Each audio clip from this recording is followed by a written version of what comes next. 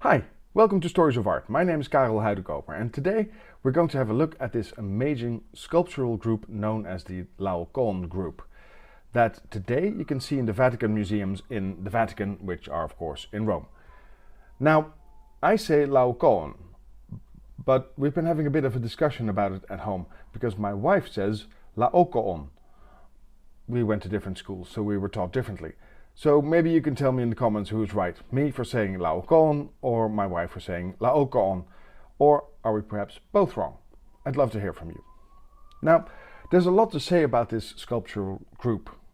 There's the story that it tells, that is what it portrays, and there's of course its own history of when and where it was made and how it was found and restored.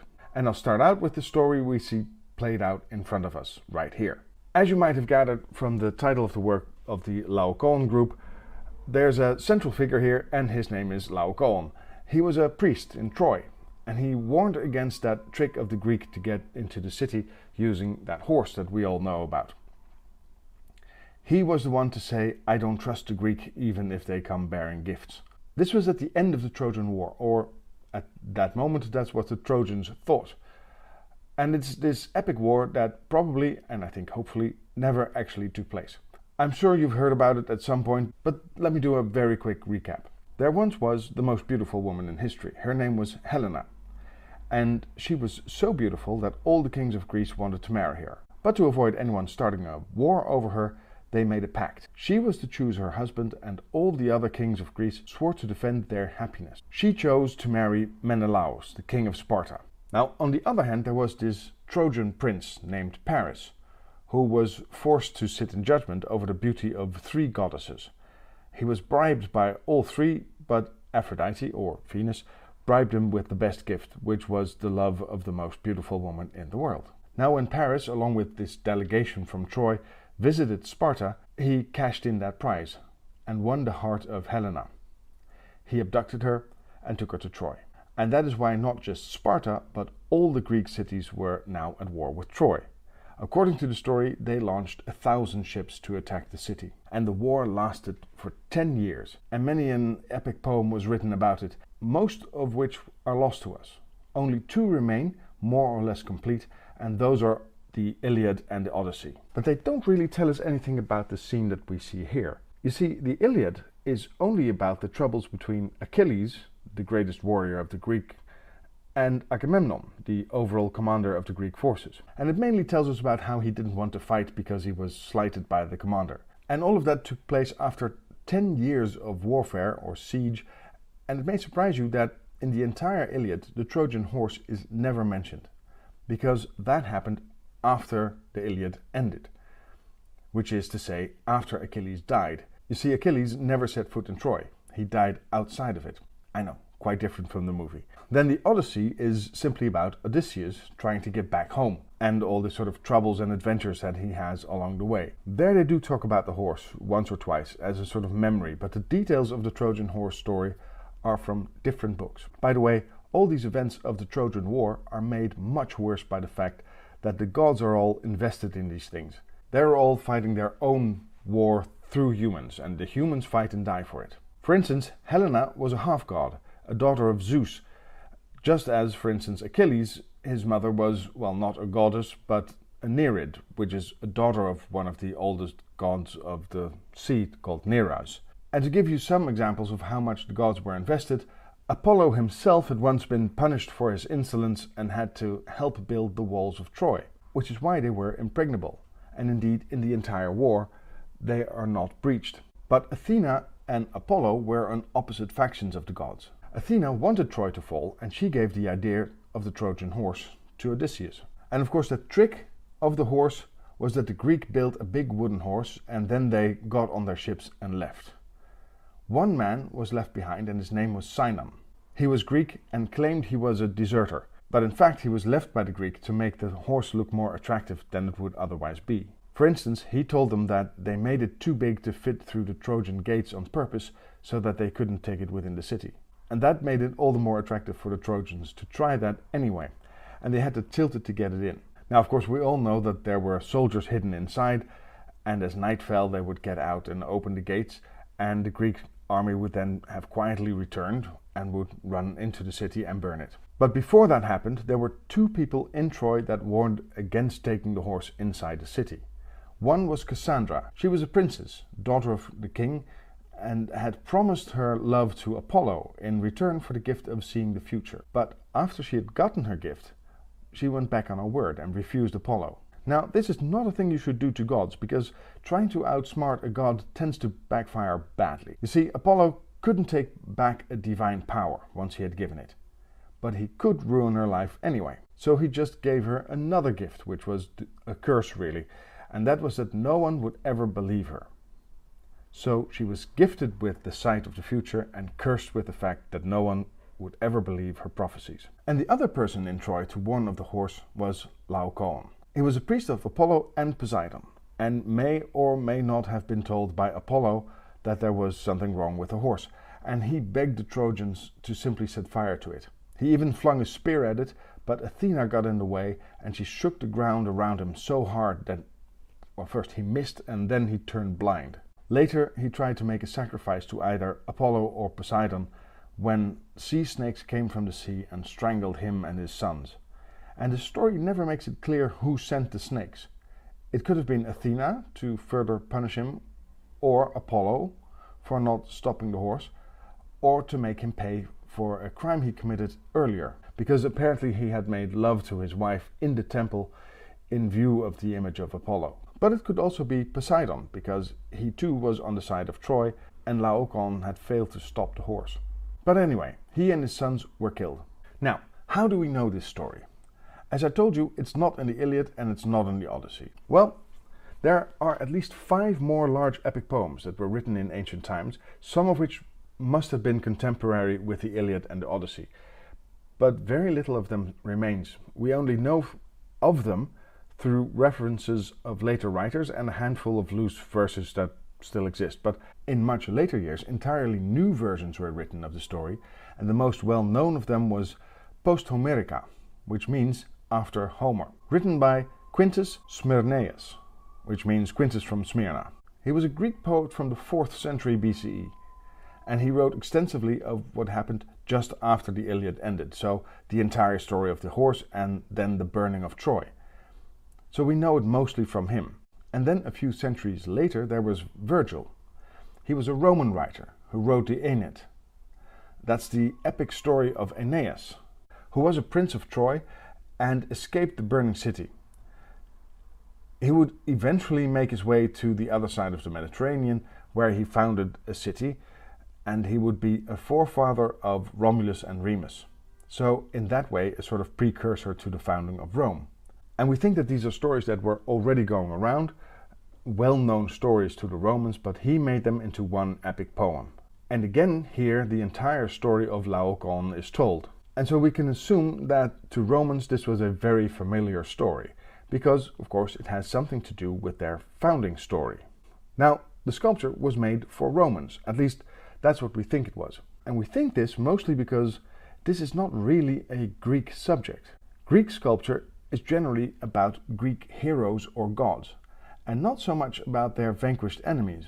So it makes sense that this was made for a Roman audience, which makes it different from many other sculptures found in Rome, because those are always copies of Greek originals. For a long time there was an entire industry of sculptors working in Greece copying older works for the Roman market.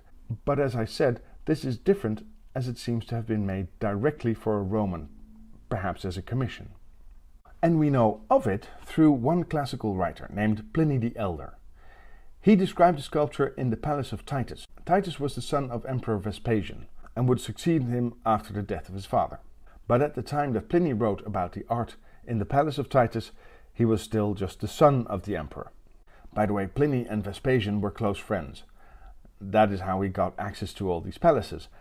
And they died only months apart. Vespasian of a disease, we don't know exactly what, on the 23rd of June of the year 79, and Pliny on the 24th of August of the same year when Vesuvius erupted, and he just happened to be there. But I digress. Pliny wrote that he had seen a Lao Kong Group in the house of Titus, and he attributed the group to 3 Greek sculptors from the island of Rhodes, called Agesander, Athenodoros and Polydoros. Now, we don't know anything about these sculptors, and up until relatively recently, this was the only work we knew attributed to them. That is until 1959, when a large group of sculptures was found in a town called Sperlonga. It's this town roughly halfway between Rome and Naples. This is the site of a villa owned by Tiberius, who had been the son of Augustus and was the second ever Roman emperor. We knew this villa from ancient writers such as Tacitus, and from his writings we know that there was a grotto, a man-made cave filled with spectacular sculptures. And that grotto apparently collapsed in the year 26. Tiberius was there and he narrowly escaped. And that grotto was finally located in the year 1959. And as I said, there were a lot of spectacular sculptures inside, and they were found like this one, and they were signed by the same three sculptors, Agasander, Athenodoros and Polydoros. Their names are on the bow of the sculpted ship. And this is very helpful for us in determining when the Lao Kong Group was made. You see, it's quite difficult to date marble sculptures. You cannot do it with just the material. There's no way to sort of carbon date it or anything. The only thing you have is the style it was made in. And for a long time, art historians differed widely in opinion, because the style looks a lot like the style of Pergamon. And Pergamon is this ancient city in modern-day Turkey that most people know from the altar that can now be seen in Berlin in the Pergamon Museum. And it has these huge struggling figures on it because it depicts a fight between the gods and the Titans. You can see them fighting with all these big, bulging, strong muscles and figures using extreme strength, quite a bit like in the Lao Kong Group that we see here. Because we have here a priest that's a pretty fit guy, with a body that would put many a modern athlete to shame. And although stylistically it looks similar, it was only seen in Rome just before the year 79. That means that it could have been made anywhere between the time that Pergamon was made, 3rd century BCE, up until halfway through the 1st century CE, which gives us a span of roughly 300 years. But the find of the sculptures in Sperlonga narrows things down quite a bit. You see, the sculptures that were found there seem to have been made for the location. And that tells us that at least they were made before 26 CE, when the grotto collapsed, but probably not that long before, because this whole villa was built for Tiberius. Now, I have to tell you that this is not settled yet. There are art historians that claim that these are simply different people by similar names, because the style of the sculptures differ from each other. And perhaps they're right.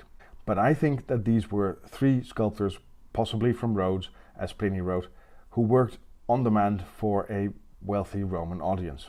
And that would put it somewhere between, say, 20 and 70 CE.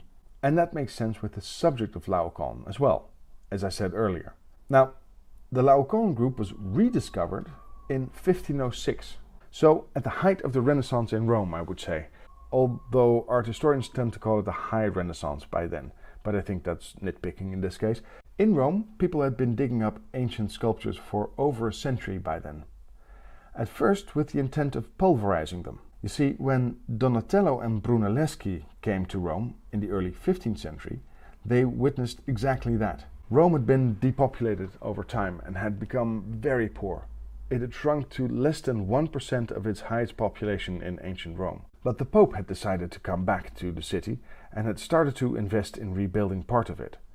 And that's why they needed lots and lots of cement. And apparently, if you pulverize marble and then burn it, you get one of the ingredients for cement. So in the early 15th century, priests saw all of these ancient sculptures as heathen and had them ritually destroyed and then burnt. And honestly, we have no idea how many sculptures were lost. We can only guess that it was a lot. But a few decades later, the Renaissance had really started, and people got interested in keeping these sculptures, and they became coveted by the wealthiest collectors. And in 1506, by far the wealthiest collector in all of Rome was Pope Julius II. And the story goes that when they were digging in a particular vineyard, they did that because already they knew or suspected that that was the location of the Palace of Titus. And I guess most artists in town knew about these searches. So at some point they started finding these fragments and suspected that they had found a larger sculptural group. Now you have to imagine that this was not done by careful archaeologists. This was done by people who wanted to sell these sculptures as quickly as possible to the highest bidder. And they thought they had found something, so they sent someone to inform the court of the Pope. And Julius immediately sent these messengers on to his main artists. And those were Giuliano da Sangallo and Michelangelo. Both were from Florence, with da Sangallo being the senior artist. He was an architect for the Pope, and his house apparently was a place where many of the Florentine artists would gather. But it was Michelangelo that was of the most interest to the Pope, I would say, because Michelangelo had been trained not just as a sculptor, but also as an historian. He had spent part of his youth as part of the team of restorers of the collection of antique sculptures in the Medici collection. Nevertheless, the story goes that once they heard there was evidence of a sculptural group that was found there, that Giuliano exclaimed, "It must be Lao Kong," because all of them had read Pliny, and they were all hoping that this particular sculpture would be found. Now, it was mentioned by Pliny, but nobody knew what it would look like, of course, because they only had this short description that it was this group of a priest and his sons fighting these snakes. And they found them in many different pieces, because several arms had broken off, and so had a lot of the parts of the snakes. So it was basically a very big puzzle where they didn't even know if they had all the pieces, and of course no box to look at to figure out what it was supposed to be when they were done. For instance, one of the sons is somewhat detached from the rest of the group. He was found much later when they had already started restoring the group. It's the one on the right. But they found the group in February of 1506, and by March they thought they'd found everything, and it was sold to Julius II and brought over to the Vatican, where by August it was installed in a niche in the wall of a new pavilion called the Belvedere, and in that very same niche it still stands today. These days that pavilion has become part of the Vatican museums, and you can't really tell, unless you know, that it once was a separate building. It was only removed for a few years when it was stolen by Napoleon, because if you ever wonder who was the biggest art thief in history, it's Napoleon, and there's really no competition. But after his fall, it was returned to the Vatican. But back in the 16th century, what they had found and brought to the Vatican were just these three figures and the snakes. They weren't actually sitting on anything, because nowadays you can see Lao Kong sitting on a block which is often called their altar. But that's not part of the original group. It was added because it made sense and they couldn't be placed upright without it. But it probably wasn't until the 1540s that the current plinth was added. And you can see something like that on this depiction of it from the 1530s, made in Urbino. You can see that it doesn't have its seat and plinth yet. But you can also see that Lao Kong doesn't have a right arm. And that's because they hadn't found it. And it was the cause of some controversy. Because when they assembled all the different pieces, he was left without that arm, and various different ideas were proposed as to what that arm would have to look like. Most sculptors at the time agreed that the arm should be extended almost directly straight upwards, and the only dissenting voice was that of Michelangelo, who claimed that the position of the shoulder indicated that the upper arm should point to Lao Kong's right. And because it wouldn't make sense that he would have an outstretched arm, it made sense that the arm would be bent with his hand somewhere near Lao Kong's head. But no one listened. Instead, a competition was called for, where various sculptors were asked to make a fitting arm. They all came up with variations on its sticking it straight up.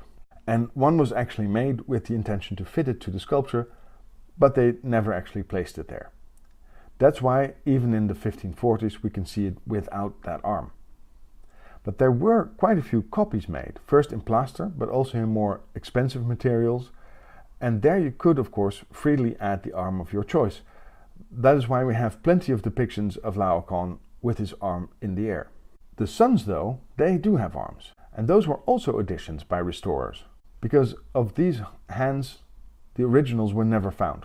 But then, in 1906, 400 years after the group had been found, an archaeologist by the name of Ludwig Polak had a chance to dig very close to the same spot that the Lao Kong Group had originally been found, because they were going to build there and allowed archaeologists to search there first. And he uncovered this arm. which just happens to be exactly in the position that Michelangelo had suggested. He brought it to the Vatican, thinking that they would be delighted to finally have the missing arm, but it stayed in storage for 50 years, until in the late 1950s it was finally looked at seriously. And as it turns out, they fit together pretty well. So well in fact that there are 2 drill holes, one in the arm and one in the sculpture, that would have been there to place a pin in so you can attach the one to the other. And they align perfectly. So finally in the 1950s they added the arm we now all think belonged to the sculpture from the beginning. Now don't get me wrong, I'm not criticizing people for being careful about restorations. I think they did the right thing taking it easy, finding out as much as they could before adding it. But perhaps it did take a bit long to do it. And for those of us who are fans of Michelangelo, it's nice to see that he was vindicated 4.5 centuries after his ideas were rejected. Now the Lao Kong Group had a huge impact on art. It was one of the first sculptures of the Hellenistic style that appeared in Rome, and it showed that not all ancient sculpture was these idealized, serene, godly figures. There had also been times that things were not balanced, and there were deep emotions and strength that you can see in these sculptures. At a time when everything, Roman or Greek, was seen as the best art ever. And now this opened the eyes of so many artists. For instance, Michelangelo would eventually start making much more expressive poses for his figures and would make them much more muscular as well. And of course, eventually it would influence entire styles that we now call Mannerism and later even the Baroque. And of course, today you can still see that very same sculpture in the Vatican museums, in the Vatican, in Rome. So whether you are planning a trip there or you're going there right now, this is one of those things you really don't want to miss when in Rome. But before you go, this is that time where I remind you that you should of course hit the like button if you enjoyed this video, and to subscribe to my channel. I'm not entirely sure how, but somehow it helps my channel grow, and of course if you hit that bell button then you get notified whenever I post videos.